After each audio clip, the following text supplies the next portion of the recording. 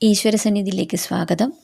ആദ്യമായിട്ടാണ് ആരെങ്കിലും ഈ ചാനൽ കാണുന്നതെങ്കിൽ സബ്സ്ക്രൈബ് ചെയ്യുക. അതുപോലെ തന്നെ അടുത്തുള്ള ബെല്ലൈക്കൺ കൂടി ക്ലിക്ക് ചെയ്യുക. വീഡിയോ ഇഷ്ടമായെങ്കിൽ ലൈക്ക് ചെയ്യുക. നിങ്ങളുടെ വിലയേറിയ അഭിപ്രായങ്ങൾ കമൻസിലൂടെ രേഖപ്പെടുത്തുവാനും മറക്കരുത്. സമ്പത്ത് വർദ്ധിക്കാനും ഐശ്വര്യമുണ്ടാകാനും ആഗ്രഹിക്കുന്നവരാണ് എല്ലാവരും. ഇതിനായിട്ട് പലരും പല കാര്യങ്ങളും കൂട്ടുപിടിക്കാറുണ്ട്. ഇത്തരത്തിലൊന്നാണ് വീട്ടിൽ ചില സസ്യങ്ങൾ വളർത്തുന്നത്. Money plant. വീട്ടിൽ തന്നെ പണം എന്നതിനെ സൂചിപ്പിക്കുന്ന ഇത് വീട്ടിൽ വയ്ക്കുന്നത് പണമുണ്ടാകാൻ നല്ലതാണ്. ഇതിനാൽ തന്നെ മിക്കവാറും വീടുകളിൽ ഇതുണ്ടാകും. വീട്ടിൽ മണി പ്ലാന്റ് ഉണ്ടെങ്കിൽ ചില കാര്യങ്ങൾ ചെയ്താൽ പണം കൂടും. നാം വിചാരിക്കുന്ന ഐശ്വര്യവും സത്ഫലവും വന്നു ചേരുന്നതാണ്. 2 സ്ഥാനങ്ങളിൽ മണി പ്ലാന്റ് വയ്ക്കുന്നത് സമ്പത്തുണ്ടാകാൻ പ്രധാനമാണ്. ഒന്ന് മഹാലക്ഷ്മി വാസമുള്ള സ്ഥാനത്താണ്, അതായത് തെക്ക് കിഴക്കേ മൂല. അടുത്തത് കുബേരൻ്റെ ദിക്ക് എന്നറിയപ്പെടുന്ന വടക്ക് ദിക്കും. ഈ 2 സ്ഥാനങ്ങളിലോ ഇതിലേതെങ്കിലും ഭാഗത്തോ മണി പ്ലാന്റ് വെക്കുന്നത് നല്ലതാണ്.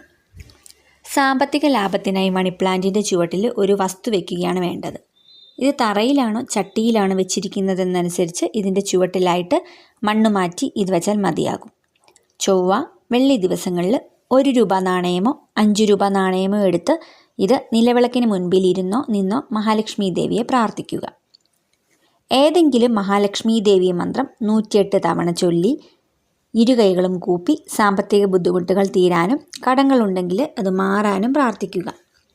അതുപോലെ തൊഴിൽ ഉയർച്ചയ്ക്കായി പ്രാർത്ഥിക്കാം. ഇത് സ്വയമേ ഉള്ളവർക്കായോ മറ്റുള്ളവർക്കായോ പ്രാർത്ഥിക്കാം. ഭാഗ്യം തുണയ്ക്കാൻ പ്രാർത്ഥിക്കുക. നല്ല വിജയമുണ്ടാകാൻ, അതുപോലെ പ്രശസ്തിയും പ്രശംസയും സാമ്പത്തിക സ്രോതസ്സുകൾ നമ്മെ തേടി വരാനൊക്കെ പ്രാർത്ഥിക്കുക.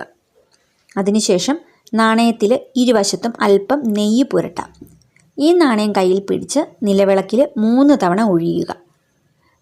അതിനുശേഷം ഇത് തുണിയിലോ പേപ്പറിലോ പൊതിഞ്ഞ് മണി പ്ലാന്റിൻ്റെ ചുവട്ടിൽ കുഴിച്ചിടുക. ഇത് സാമ്പത്തിക ലാഭത്തിന് വളരെ നല്ലതാണ്. ഐശ്വര്യവും നേട്ടവും ഉണ്ടാകാൻ ഏറെ നല്ലതാണ്.